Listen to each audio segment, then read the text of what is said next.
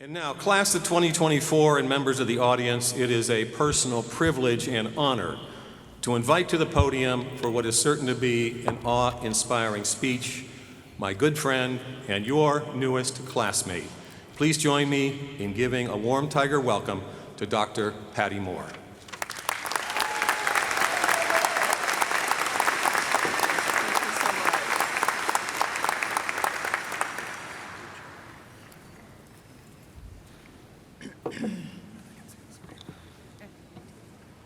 "50 years ago,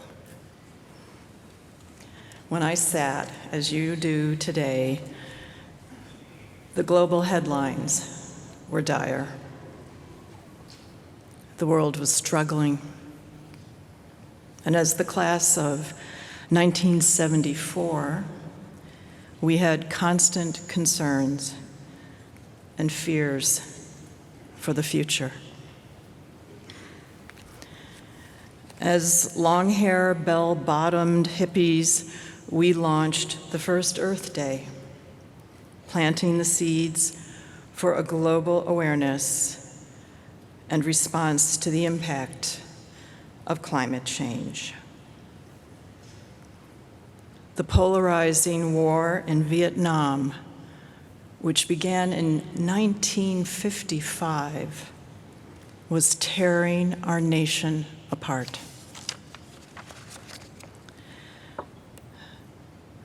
We were vocal and earnest supporters of the Equal Rights Amendment.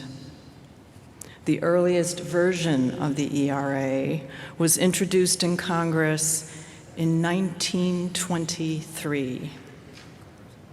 Today, 101 years later, we still await the recognition of men and women as equal with the 28th Amendment of the Constitution.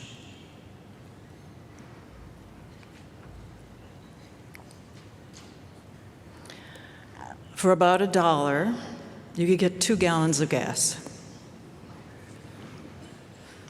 The Dow averaged 759. Yes, 759. It's 38,557 so far this year. In Senate hearings, the extent of the Watergate scandal was exposed, and President Nixon, facing impeachment, resigned. The more things change, the more they remain the same. French journalist and novelist Jean-Baptiste Alphonse Karr is credited for writing that assessment in 1849.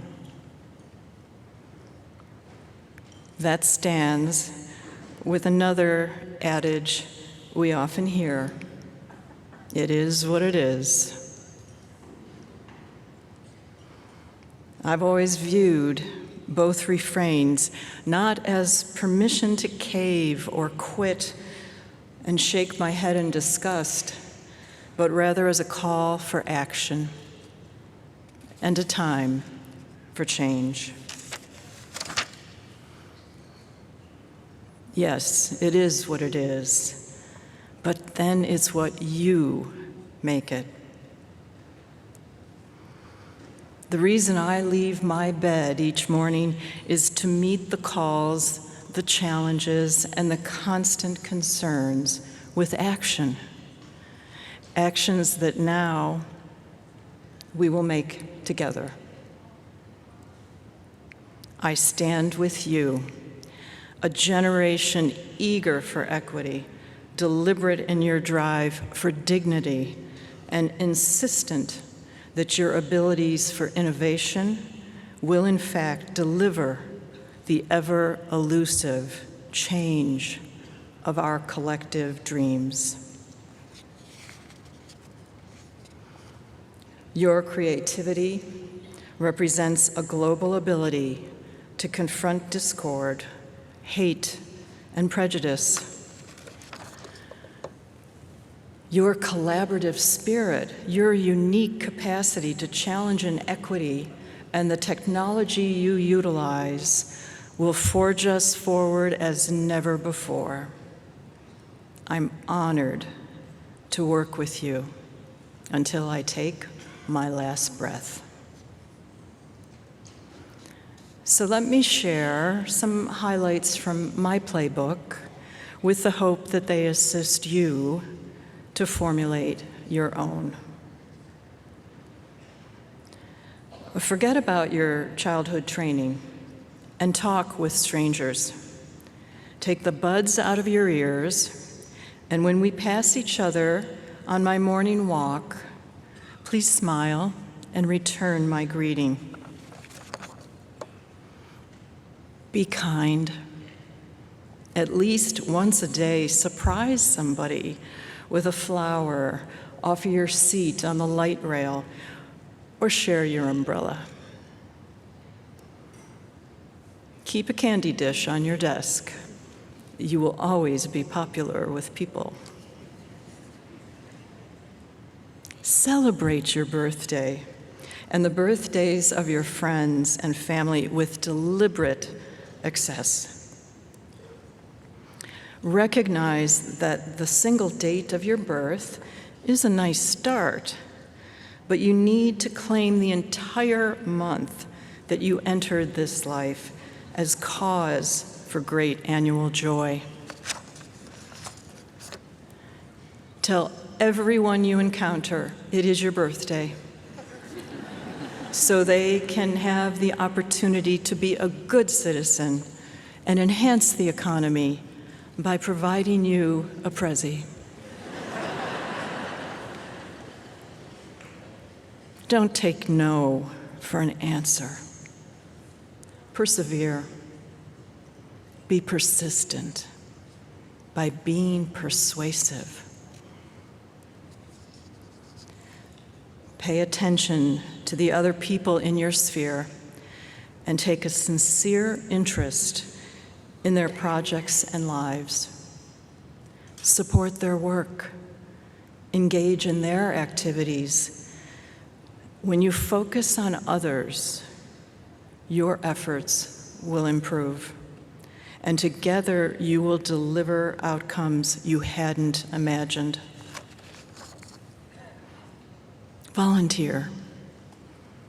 Be charitable. Support good causes, and they will support you.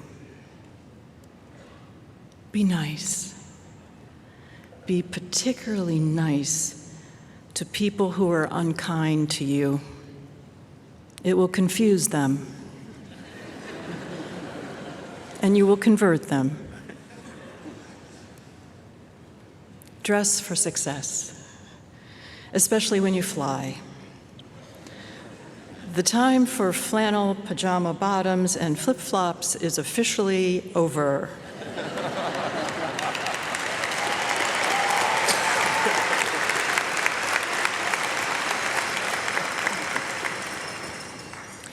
If we are seatmates, I don't want to see your bare feet. Having designed a number of aircraft, I assure you that beyond civility, covering your flesh from the neck down is a critical safety consideration in the event that we need to use an emergency slide. Mind your manners. Your level of civility will define you. Send snail mail. Write in cursive.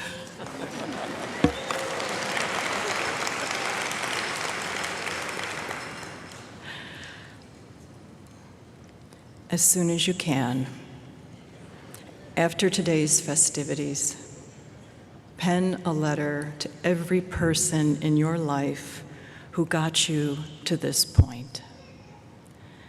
Thank them for their guidance, their love, and support.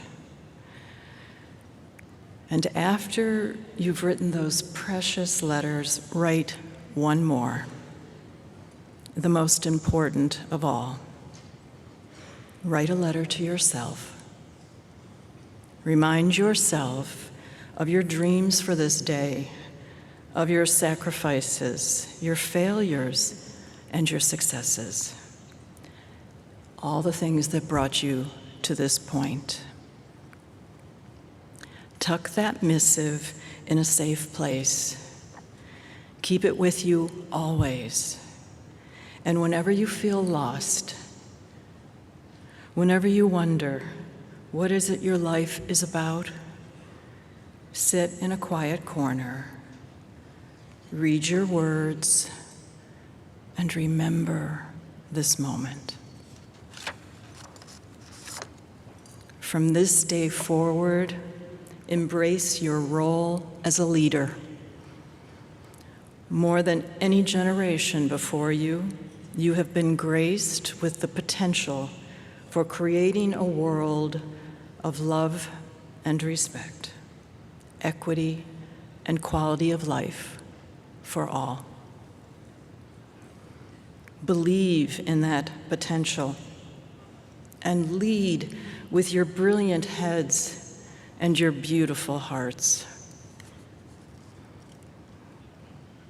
A very popular poem on campus in the 1970s was written in 1927 by Max Ehrmann. Desiderata, Words for Life, has resonated with me in every moment since my graduation. I leave you with this verse. You are a child of the universe, no less than the trees and the stars. You have a right to be here. And allow me to add, you have a responsibility with that right. You are responsible for the great gift that is your time on this planet.